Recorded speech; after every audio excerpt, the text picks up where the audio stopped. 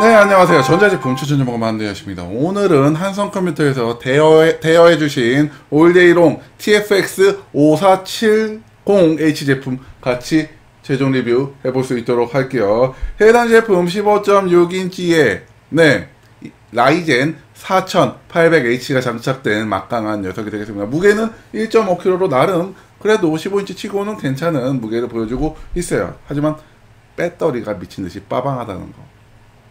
자, 그럼 성능 리뷰부터 할 수 있도록 할게요. 우선 패스마크 돌려봤고요. 패스마크 돌려보니 CPU 점수가 2만점대 나오고요. 2만점. 그리고 GPU 점수가 2500점 정도 나옵니다. 2500점. 그 말인즉슨 CPU 성능 정말 막강합니다. 네, 인텔의 10750H라든지 10860H 정도는 씌워 먹을 만큼의 성능을 보여주고 있고요. 정말 막강한 성능이고요.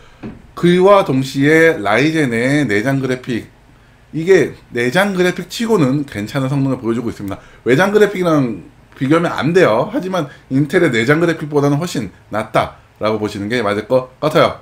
자, 발열 테스트 돌려봤습니다. 발열 테스트 풀부하 조건으로 발열 테스트 돌려보니 CPU 온도가 최대 86도까지 올라가는 것을 확인했어요. CPU 온도가 뜨겁긴 합니다. 단 인텔 H계열과 비교를 한다면 그래도 나름 준수한 편이에요. 인텔 H계열은 기본적으로 90도를 넘어버리거든요. 네, 그렇기 때문에 그런 차원으로 봤을 때는 발열이 인텔 대비 없으나 그래도 뜨거운 편이긴 하다. 하지만 해당 온도대에서 클럭을 확인을 해보면 3.3기가를 유지를 하고 있습니다.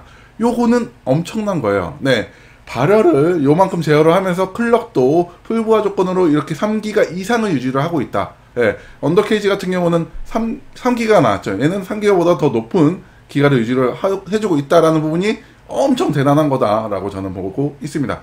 해당 발열 테스트 시 표면 온도 측정을 해보니 최대 44도, 이 키보드 중앙 상부의 온도가 44도까지 올라가는 것을 확인을 했어요. 그렇기 때문에 풀부하 작업을 장시간 이용을 할 경우 키보드 단에서 올라오는 뜨거운 열기로 다소 불쾌한 경험을 할 수가 있다라는 부분이 맞을 것 같습니다.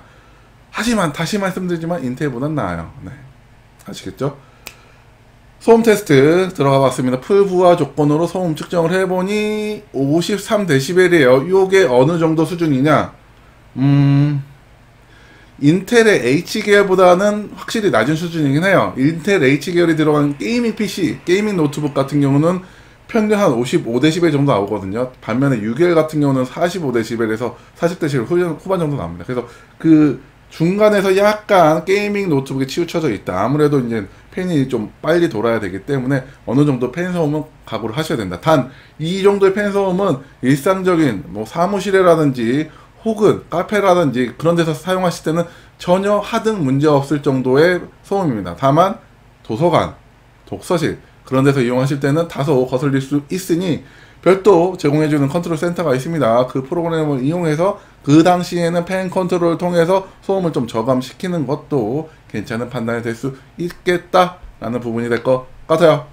자, 이젠 디스플레이로 넘어가야죠. 15.6인치 넌글레어 패널 장착되어 있고요. 기본적으로 sRGB 100% 색지연율을 지원을 하고 있습니다. 그래서 색지연율 나름 괜찮은 편이에요. 60Hz 모니터고요. 그리고 추가적으로 밝기 같은 경우는 300니트로 저가형 250니트보다는 밝은 편이긴 합니다. 다만 이 밝은 편이라는 게 밖에서 쓰더라도 뭐 쨍쨍하게 제대로 잘 보인다라는 수준은 아니에요. 실내 기준으로 썼을 때는 뭐 밝기 때문에 하등 문제 없이 쓸 수 있는 그런 디스플레이 밝기를 보여주고 있다라는 게 될 것 같습니다.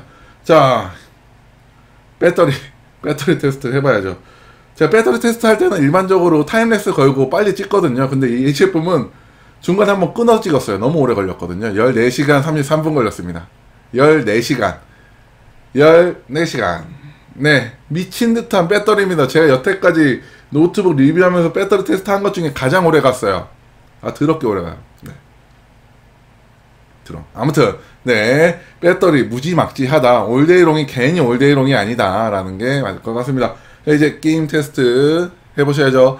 게임 롤 최상업으로 테스트를 해봤고요. 평균 프레임이 128프레임이 나왔습니다. 그래서 롤 최상업으로 쓰더라도 하등 문제없이 플레이가 가능한 성능을 보여주고 있다 오버워치 같은 경우는 낮음과 최상업 다 해봤어요. 낮음으로 플레이를 해보니까 평균이 109프레임 정도, 평균이 109프레임 정도 나오다 보니까 플레이하는데 지장 없다. 다만 최상업으로 바꾸면은 평균 프레임이 33프레임까지 떨어져요. 그 말은즉슨 네, 최상업으로는 플레이할 만한 성능이 아니다 라는 게 될 것 같습니다. 오버워치는 옵션 타협하세요.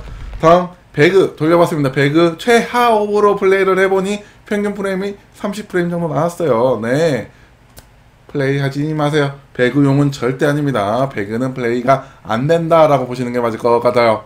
발로란트 플레이 해봤고요. 발로란트 최상업으로 하니 평균 프레임 105프레임 나옵니다. 플레이 하는데 지장 전혀 없습니다. 최상업으로 놓고 플레이 하더라도 총 맞아 죽는 건 실력 탓이죠. 네, 마지막으로 피파 온라인 해봤고요. 피파 온라인 같은 경우는 프레임 제한이 걸려있어요. 60프레임 그리고 30프레임 각각 걸려있기 때문에 평균 59프레임 보여준다라는 거는 네, 최상업으로 하더라도 피파 온라인 하는데 지장 없다라는 게 될 것 같습니다. 좋아요. 네, 제품 좋아요. 자, 그러면 단점 찝어드릴 수 있도록 할게요.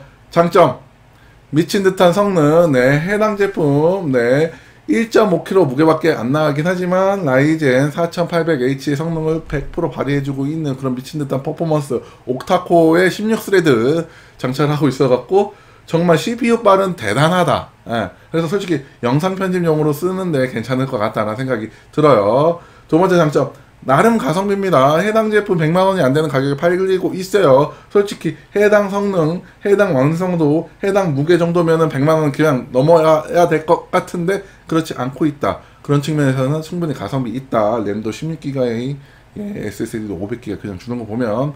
자, 다음 배터리에요. 14시간 반. 할 말 다 했죠. 14시간 반. 네, 원데이 컴퓨팅은 충분하고 투데이도 가능할 것 같은 그런 느낌적인 느낌이 들어요. 네, 미친듯한 배터리.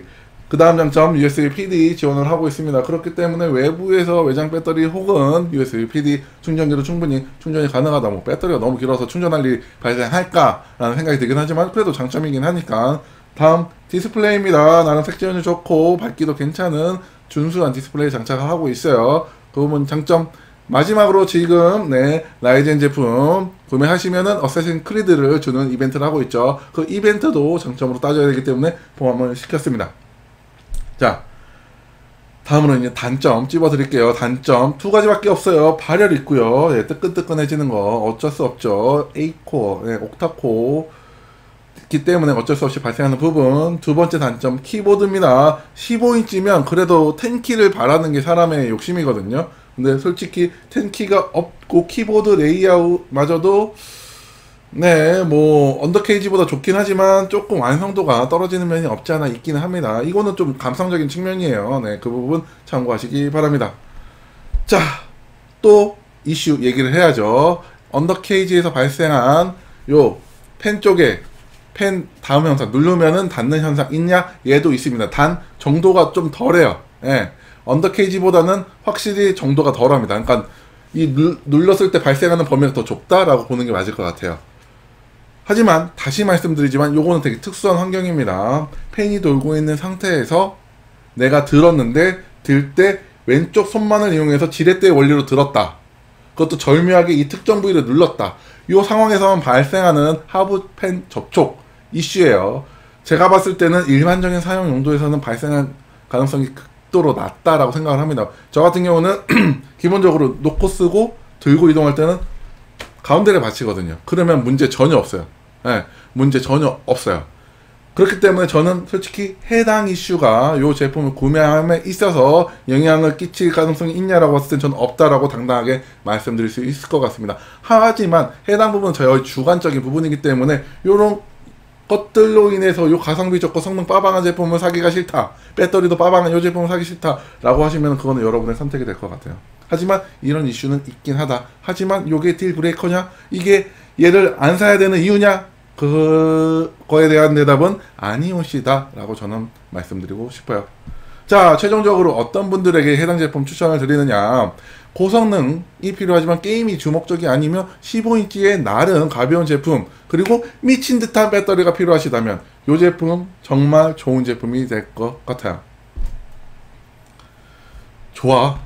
솔직히 한성 제품은 그러니까 좋아요. 네, 저도 삼성 제품 계속 오래 쓰고 있긴 한데, 이게 아시나요? 브랜드 이미지 그런 게 있긴 한데 저는 솔직히 그런 거를 감안하더라도 충분히 구매할 가치가 있는 제품이다 라고 생각이 듭니다. 또 한성이 네, 나름 괜찮은 짓을 한 것 같아요.